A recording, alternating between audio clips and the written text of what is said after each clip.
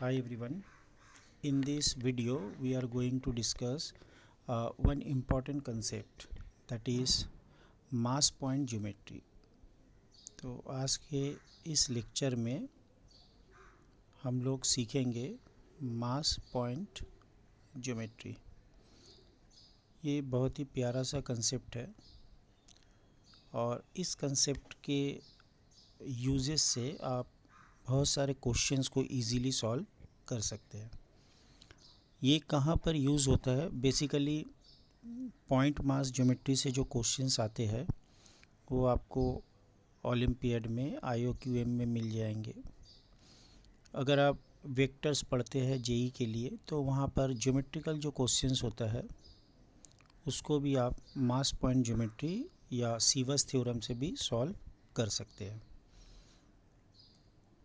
तो आप कैसे पहचानेंगे ये थ्योरी आपको कहाँ अप्लाई करना है?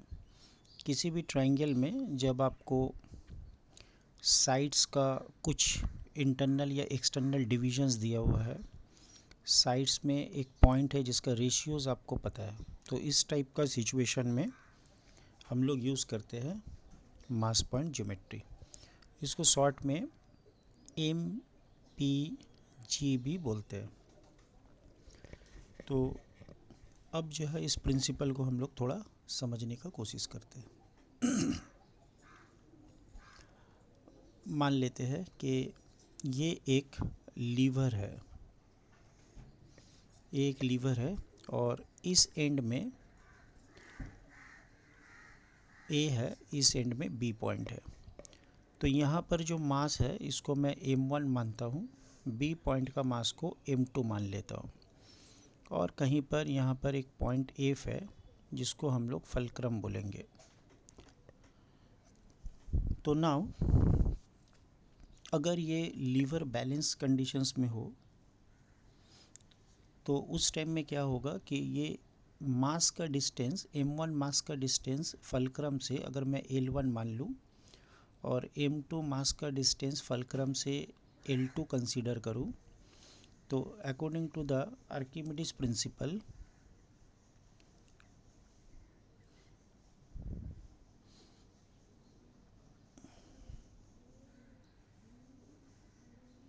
तो आर्किमिडीज प्रिंसिपल क्या कहता है? Archimedes principle says that mass M1 and its distance from fulcrum is same as mass M2 and distance from the fulcrum. तो product of mass and distance on the left hand side and the right hand side should be same. Clear? तो यहाँ से आप एक चीज़ देख सकते हैं कि अगर आप लिखेंगे M1 by M2 तो राइट साइड में आपको लिखना होगा L2 by L1। तो ये इम्प्लाई करेगा मासेस का जो रेशियो है वो उन लोग का करस्पॉन्डिंग जो डिस्टेंस है उसके रेसिप्रोकल के साथ इक्वल है। ठीक है ना? तो इसको अगर ऐसा समझते हैं कि अगर M1 का वैल्यू 2 है और M2 का वैल्यू 5 है, तो आप L1:L2 जब लेंगे तो ये मासेस का आपको ऑपोजिट लेना है, रेसिप्रोकल लेना है, तो इट शुड बी 5:2 होगा, क्योंकि यहाँ पर L2:L1 होता है ना। M1 M2 ये वैल्यू होता है L2:L1। इसका मतलब लेंथ जो है L1, दैट मीन्स L1:L2 अगर निकालना है तो आपको ऑपोजिट लेना है M2:M1। ठीक है ना? सिमिलरली फॉर द अगर लेंथ गिवन है तो आप मास को जो है रेसिप्रोकल करके रेशियो लेना पड़ेगा। ठीक है ना? अब यहाँ पर जो मास है ये मास M2 और M1 इसको हम लोग बोलेंगे सिंगल कंसेंट्रेटेड मास। B वर्टेक्स में एक मास है और A वर्टेक्स में एक मास है, सिंगल कंसेंट्रेटेड मास। तो ये जो मास होता है पूरे रॉड के ऊपर डिस्ट्रीब्यूटेड नहीं है। This is not the continuous distribution of the masses.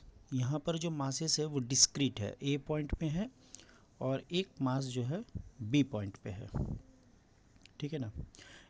If fulcrum पर कोई भी रियल मास नहीं होता है तो सेगमेंट के ऊपर में दो एंड पॉइंट में दो मासेस है। तो अगर इस लीवर का अगर हम लोग कंबाइंड मासेस देखते हैं इफ़ेक्टिव मास, तो वो इस पॉइंट में आपको कंसीडर करना होगा। जैसे कि आप इस लीवर को अगर छोटा करते रहे एक पॉइंट मास में लेके आ जाएंगे तो ये एफ में कंसेंट्रेटेड हो जाएगा और इसका मास होगा m1 plus m2। m1 plus m2 मतलब पूरे सिस्टम को सिर्फ एंड पॉइंट मासेस के बैलेंस से रिप्रेजेंट किया जाता है और यहाँ पर जो मासेस है वो कंटिन्यूअस डिस्ट्रीब्यूशन नहीं होता है।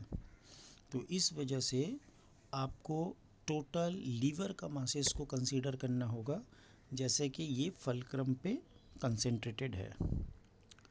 तो आई होप यहाँ तक आपको क्लियर हो रहा है। अगर मैं एक एग्जांपल और दूँ, AF इज़ टू FB, ये वैल्यू 2:3 है और मैं पूछ रहा हूँ आपको मास m1 और m2 का रेशियो बताओ। तो ये अगर 2 है, ये अगर 3 है, तो मासेस जो है इस रेशियो का रेसिप्रोकल में आएगा। तो मासेस का रेशियो होगा 3:2। तो आई होप दिस बेसिक जो कॉन्सेप्ट है यहाँ तक आपको कुछ भी डाउट नहीं होना चाहिए। क्लियर है ना? तो ये प्रिंसिपल जो है आर्किमिडीज ने इन्वेंट किया था, इसको बोलते हैं बैलेंसिंग प्रिंसिपल ऑफ आर्किमिडीज। तो चलिए यहाँ से एक इसी लॉ से रिलेटेड एक क्वेश्चंस करते हैं। तो ये क्वेश्चंस क्या है कि सपोज़ आपके पास एक लाइन है, ठीक है ना? सॉरी, ये क्या हो गया?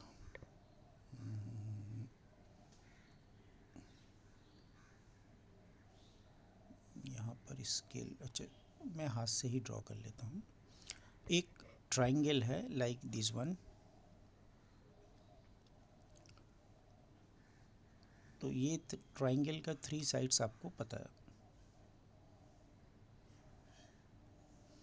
इसको ले लेते हैं A वर्टेक्स, इसको मैंने कंसीडर किया B वर्टेक्स, इसको मैंने कंसीडर किया C वर्टेक्स। A वर्टेक्स में मास मैं ले रहा हूँ m1, B वर्टेक्स में मास m2 और C वर्टेक्स में मास m3। अब A से मैं एक लाइन ड्रॉ करने वाला हूँ जो BC को किसी भी एक पॉइंट पे कट करने वाला है। तो मैंने एक AD CVN बना लिया। CVN का मतलब होता है वर्टेक्स से और ऑपोजिट साइड्स का किसी भी पॉइंट को ज्वाइन कर देना। तो एक CVN मैं B से भी बना लेता हूँ लाइक दिस वन, ठीक है ना?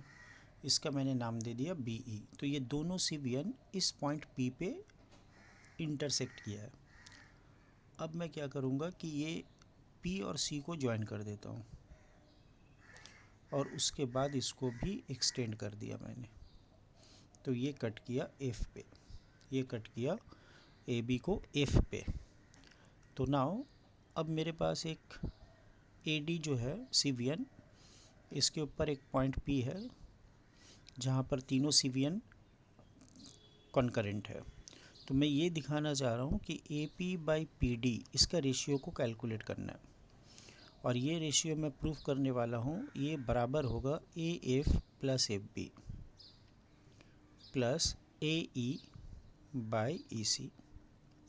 इसके बराबर होगा। यही रिज़ल्ट अपने को प्रूफ करना है। तो प्रूफ कैसे करते हैं? Very simple. आप यहाँ पर देखो, ये मास m2 है, ये मास m3 है।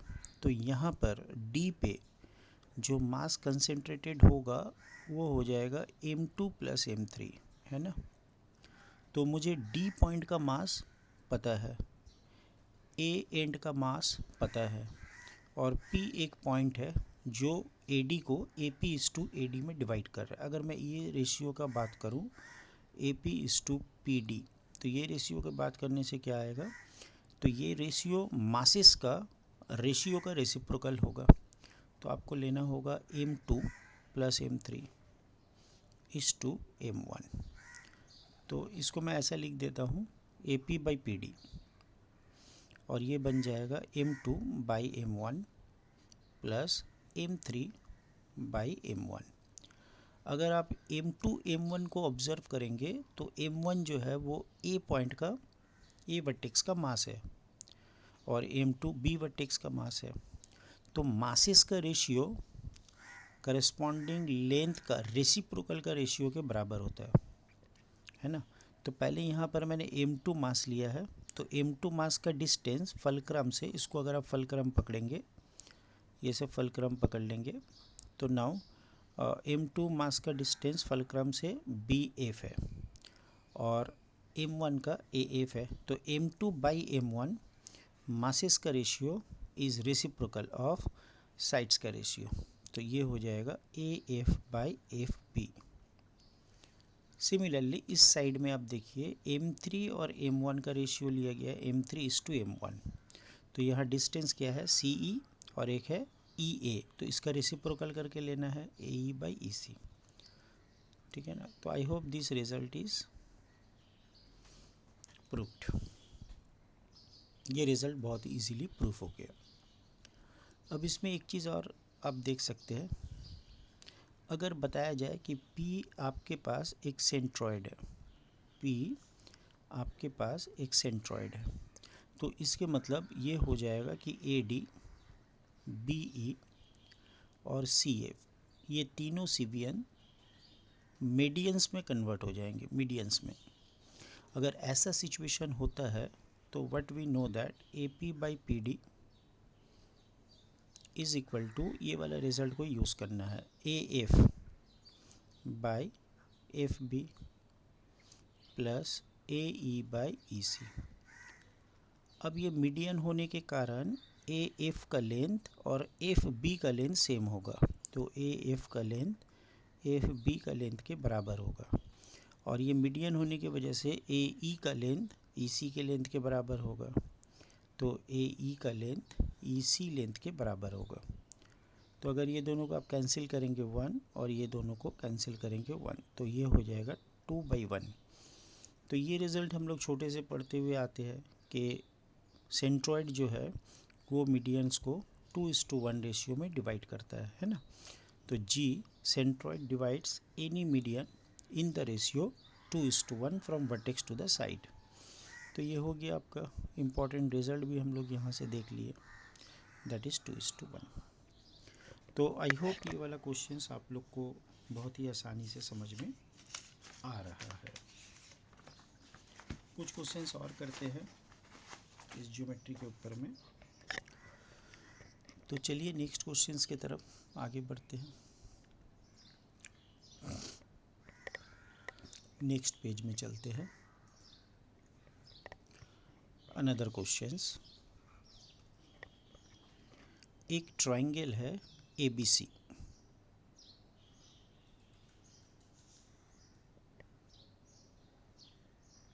एक ट्रायंगल है ABC।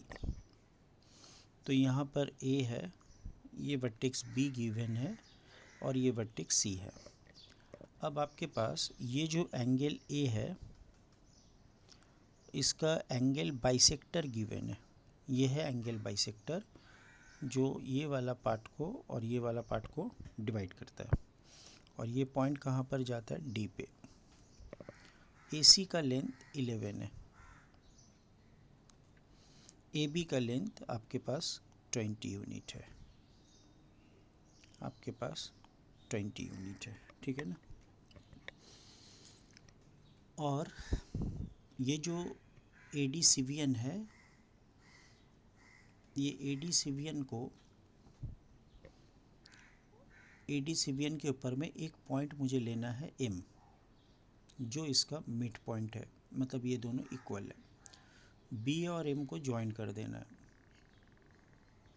और उसके बाद इसको थोड़ा एक्सटेंड भी कर देना है, तो ये P पॉइंट पे आएगा। अब क्वेश्चन दिया है कि आपको CP:PA, या फिर आप ऐसे बोल सकते हैं कि आपको ये रेशियो निकालना है AP बाई PC। अगर ये रेशियो M/N आता है then what is the value of M plus N. M plus N का आपको मिनिमम वैल्यू बताना है, मतलब एम और एन लोएस्ट फॉर्म में आपको लेना होगा, ठीक है ना। चलिए, तो यहाँ पर सॉल्यूशन हम लोग करते हैं। तो सबसे पहले ये चीज़ को नोटिस करें कि अगर आप ये एंगल को बाइसेक्ट करते हैं तो ये इंटरनल एंगल बाइसेक्टर है, तो ये हमेशा ऑपोजिट साइड्स को डिवाइड करेगा इन the ratio of the sides containing the angle A. That means we can say that BD is to DC. ये वाला BD है, ये BD, और इसको कंटेन करने वाला, इस एंगल को कंटेन करने वाला साइड AB है, तो ये हो जाएगा AB is to AC के बराबर। AB का लेंथ पता है 20 और AC का 11, तो इसका मतलब ये वाला पार्ट अगर 20 है तो ये 11 है। अगर हम लोग मास की बात करें तो मास हमेशा ऑपोजिट आता है, तो मास यहाँ पर 20 आना चाहिए और यहाँ पर 11, मतलब जो रेशियो साइड्स का होगा उसी का रेसिप्रोकल आपको लेना है।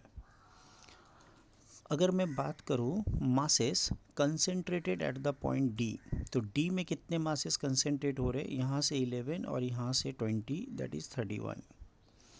तो डी पॉइंट में 31 मास है, और इसको अगर आप फलक्रम की तरह यूज़ करेंगे तो ए पॉइंट में भी आपको एक मास चाहिए, लेकिन ये दोनों साइड का लेंथ सेम है, तो 31 into this length will be equal to M into some length some mass, तो वो मास भी 31 होना होगा। तो आपको ए पॉइंट का मास पता चल गया 31। अब आपको क्या निकालना है, A P by P C. तो ए पी का मास जो है वो 31 है और सी का मास जो है 20 है। तो जब आप लेंथ का रेशियो लेंगे तो आपको मासेस का रेशियो का रेसिप्रोकल लेना होगा, ठीक है ना। तो A P by P C you have 20/31 which is written as M by N. तो यहाँ से आप एम प्लस एन को जब कैलकुलेट करेंगे तो ये हो जाएगा 51। क्या यहाँ तक क्लियर है?